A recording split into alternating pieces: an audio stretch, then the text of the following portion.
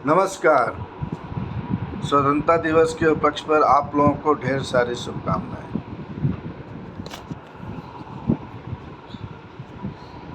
Yes, once again Hindenburg and SEBI and Adani, ये लड़ाई चल रही है। ठीक है, हिडनबर्ग को हम लोगों ने नाकाम किया, ये अच्छी बात है। उनके मंसूबों पर हम लोगों ने पानी फेरा, लेकिन ये बात अर्ध सत्य है। सत्य है, 100% सत्य नहीं। जो शेयर मार्केट में जो वेरिएबल्स काम करते हैं, कहीं न कहीं उस पर सेबी का बहुत अच्छा कंट्रोल नहीं है, क्योंकि मेरा 25 साल का एक्सपीरियंस है। शेयर मार्केट से मैं जुड़ा हुआ हूँ, मैं इन्वेस्ट करता हूँ, ट्रैक करता हूँ, एनालिसिस करता हूँ अपने लिए। ठीक है, मैं सेबी का कोई रजिस्टर्ड एनालिस्ट नहीं हूँ। दूसरों को मैं मोटिवेट नहीं करता हूँ गलत कामों में। यहाँ पर मैं अपना पर्सनल एक्सपीरियंस शेयर करने आया हूँ, और मेरे जो इन्वेस्टमेंट के हमारे जो आइडिया हैं, मैं खुद के लिए अप्लाई करता हूँ और शेयर करता हूँ। जस्ट किसी को मैं बोलता नहीं हूँ कि आप इसमें इन्वेस्ट करें, उसमें करें।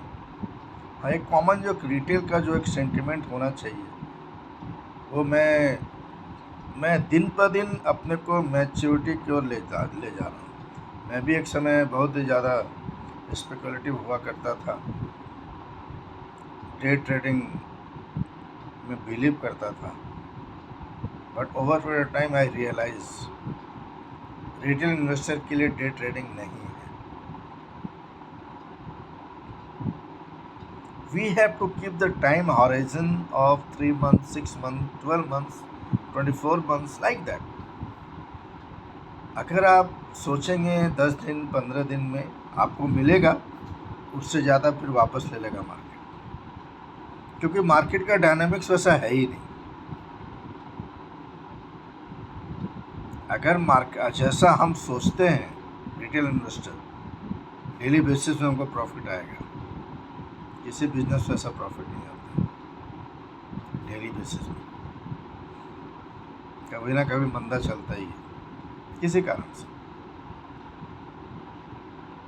ठीक है, तो ये समझनी बहुत ज़रूरी है रिटेल इन्वेस्टर को कि हमारा पर्सपेक्टिव क्या है, और investment is the only perspective it should be. किसी पौधा सबसे बड़ा नेचर के साथ if we talk with the nature ना, we will learn a lot. आप नेचर में देखिए, पौधे में हम लोग बीज डालते हैं, पौधे उगते हैं, पौधा बड़ा होता है। क्या पौधा एक दिन में बड़ा हो जाता है, फल देने लगता है? ऐसा है क्या? कम से कम 3 महीने, कम से कम बहुत अच्छा से फल देने वाला, अगर फास्ट फल देने वाला हुआ पौधा, तो 3 महीने टाइम लगते ही हैं। 3 के बाद महीनों लगते हैं। Investment like an investment. तो इन्वेस्टमेंट का philosophy is that the plantation process. आप प्लीज़ समझना चाहिए ये बात। और रिटेल इन्वेस्टर और रिस्क जो एपेटाइट है, it should be moderate, not very high. Why retail investor is not they are not the businessman. Businessman take the high risk to get the high gain. उनके पास capital है, उनके पास entrepreneurship है, उनके पास ट्रेनिंग है, and they take the high risk. But एक कॉमन इन्वेस्टर जो रिटेल इन्वेस्टर है, वो उतना रिस्क नहीं ले सकता है। तो उस हिसाब से आप, और एक बात बहुत इम्पोर्टेंट है, रिटेल इन्वेस्टर सोचेगा कि हमारा वो इनकम का मेन जरिया है, तो वहाँ पर वो मुँह मात खाएगा। मैंने भी ऐसे ही सोचा था एक समय, इनकम का मेरा जरिया है, वो मेरा prime way of earning income, वहाँ पर रिटेल इन्वेस्टर फंसने का चांस है बहुत ज़्यादा। आपके जो अपने काम हैं आप उनमें लगे रहें, अच्छे से डेडिकेट करें बहुत अच्छा से, उनसे पैसे आते हैं, आप थोड़ा थोड़ा डालते रहें लेवल देख के। व्हाट आई डू नाउ, ठीक है, मार्केट में बहुत इन्फॉर्मेशन मिलता है, आज का समय एक फ़ायदा है, बहुत सारे लोग ज्ञान देने वाले हैं सोशल मीडिया में, कुछ अच्छे ज्ञान मिलते हैं, नो डाउट ऑफ इट, और एक अपना भी एक तजुर्बा हो जाता है काम करते करते, ठीक है ना। तो इन बातों को थोड़ा ध्यान रखें। और थोड़ा मैं सेबी का जो कंट्रोल होना चाहिए वो कंट्रोल, मेरे साथ एक वाक़यात हुआ था अदानी पावर के साथ। तो मैं अपना शेयर कर रहा हूँ कहानी।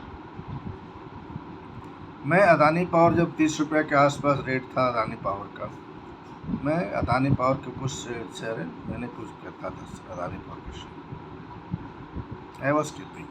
एक बार न्यूज़ आता है कि Adani power the board meeting will be held, Adani power का to delist its shares from the market, ये न्यूज़ आता है। बहुत ही इंटरेस्टिंग स्टोरी मैं अपना बता रहा हूँ, शेयर कर रहा हूँ, इंटरेस्टिंग, और ये ऑन रिकॉर्ड होगा, मैं झूठ नहीं बोल रहा हूँ, ऑन रिकॉर्ड, आप सारा कुछ एनएससी के रिकॉर्ड में होगा। हमको 2 साल पहले की बात है जब से अदानी पावर स्टार्ट हुआ। तो मैंने ये न्यूज़ देखा, जब पढ़ा तो मैं उस शेयर को बेच दिया, क्योंकि डिलिस्ट होने पर लिक्विडिटी हमारा लॉक हो जाता। I might be getting the dividend, but मैंने इन्वेस्ट किया था कैपिटल अप्रिशिएशन के लिए, और that is what be the dividend. ये न्यूज़ आने के बाद मैंने उस कंपनी का शेयर को बेच दिया। ऐसे नुकसान में मैंने बेचा, मुझे ना प्रॉफिट ना नुकसान। मेरे बेचने के कुछ दिनों के बाद ये शेयर रनअप लेना स्टार्ट किया।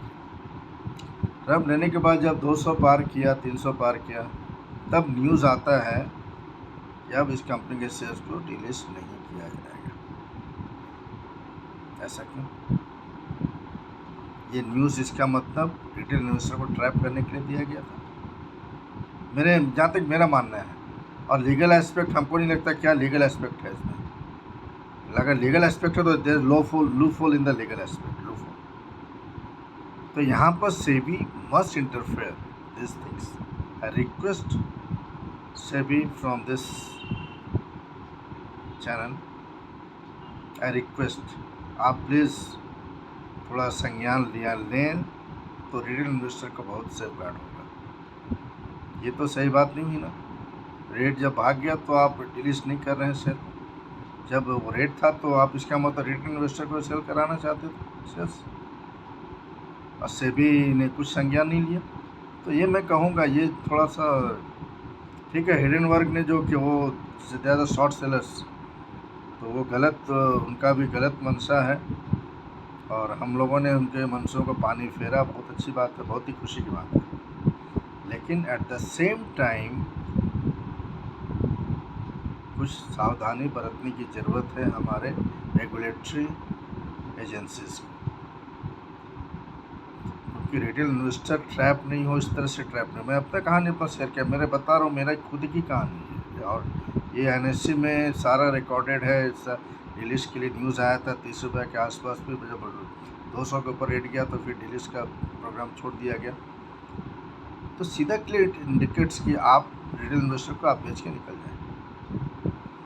तो ऐसे, इसलिए मैं बोलता हूँ कि हम लोगों को थोड़ा केयरफुल रहना पड़ता, मार्केट में रहना चाहिए, और investment philosophy, develop the investment philosophy, और रेट लेवल को देख के लो डाउन, 1 सेकेंड ऐसे डाउन साइड रिस्क को लेकर इन्वेस्ट करें।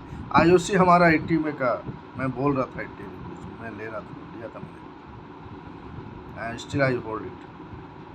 टाटा स्टील फिर गिर गया 150 के नीचे, giving opportunity to purchase, I am going to repurchase, मैंने कुछ प्रॉफिट बुक किया। तो लेवल देखकर, डाउन साइड रिस्क को देखकर इन्वेस्ट करना, what I do, okay fine. तो this is what understand the investment को ध्यान में रखिए, ना कि स्पेकुलेटिव गेन, वो फिर जुआ हो जाएगा which is wrong. Hard and money है हम लोगों का, एंड देश को आगे बढ़ाने के लिए हेल्दी मार्केट होना बहुत जरूरी है, हेल्दी मार्केट होना चाहिए। ओके, धन्यवाद, ध्यान रखें, स्वस्थ रहें, और स्वतंत्रता दिवस की ढेर सारी शुभकामनाएं, और आगे आप बढ़ते रहें।